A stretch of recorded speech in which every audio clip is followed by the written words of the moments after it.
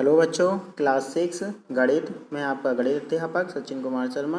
मैंने आपको पिछली क्लास में प्रश्न नंबर 5 तक हल करा दिया था। आज हम प्रश्न नंबर 6 से पढ़ेंगे आगे के प्रश्नों को, जिसमें सबसे पहले प्रश्न नंबर 6 में लिखा है कि निम्न के पूर्ववर्ती लिखिए। पूर्ववर्ती का मतलब होता है पहले आने वाले, और पहली संख्या को निकालने के लिए, पूर्ववर्ती निकालने के लिए हम इन संख्याओं में से एक घटा देंगे। जैसे कि आपका 94 लिखा है, इसमें से एक आपको घटाना है। 4 में से 1 गया 3 और 9 का 9, तो ये हो जाएगा हमारा 93। इसी तरीके से हमारा लिखा है यहाँ पर 10,000। अगर 10,000 में से हम एक घटाएंगे तो एक घटाने पर हमें यहाँ मिलेगा आपका 9, यहाँ भी आपका 9, यहाँ 9 और यहाँ भी 9, यानी 9,999। इसी तरीके से अगर हम आगे के प्रश्नों को देखें 6 के सी और डी पार्ट को, तो उसको भी आपको ऐसे ही करना है, जिसमें आपको क्या निकालना है, पूर्ववर्ती।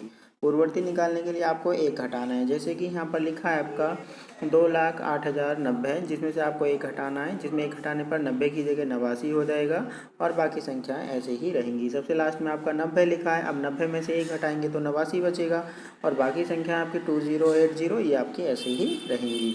पूर्ववर्ती निकालेंगे तो सबसे लास्ट में 21 लिखा है। 21 में से जब एक घटाएंगे तो ये आपका 20 हो जाएगा, बाकी संख्या आपकी ऐसे ही रहेंगी। तो ये होगा हमारा पूर्ववर्ती प्रश्न नंबर 6 में।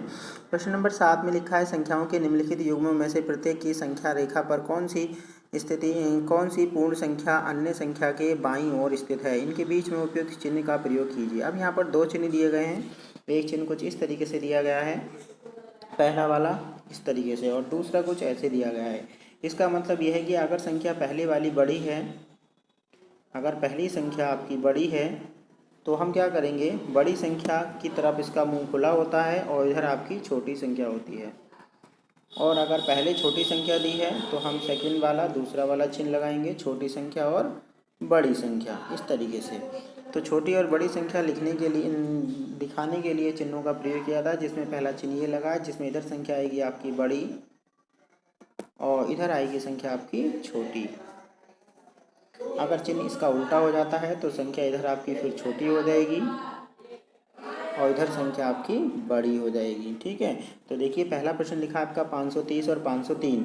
तो 530 और 503 में 530 बड़ा है, इसलिए पहले संख्या आपकी बड़ी लिखी गई है, जिसके लिए आपको पहला चिन्ह लगाना है, जिसका मुंह खुला हुआ है बड़े की ओर। तो ये संख्या आपकी होगी, क्योंकि इधर संख्या बड़ी है और इधर संख्या छोटी है।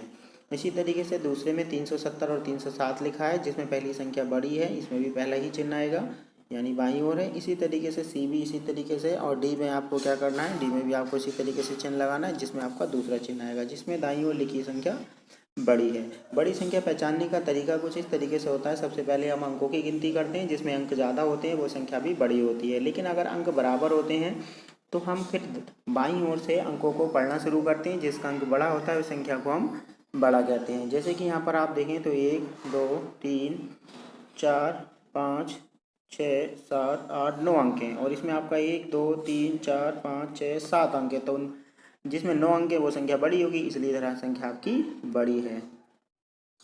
प्रश्न नंबर 8 की बात करते हैं। निम्नलिखित कथनों में से कौन से कथन सत्य हैं, कौन कौन से असत्य हैं, यानी आपको इसमें पढ़ के सही गलत बताना है और इन कथनों को आपको याद भी करना है। शून्य सबसे छोटी प्राकृतिक संख्या है। अब शून्य प्राकृतिक संख्या तो होती नहीं है, क्योंकि प्राकृतिक संख्या तो 1 से शुरू होती हैं। शून्य क्या है, पूर्ण संख्या तो है, लेकिन प्राकृतिक संख्या नहीं है, इसलिए पहला कथन हमारा गलत हो जाता है। दूसरा लिखा है 400 और 399 का पूर्ववर्ती है।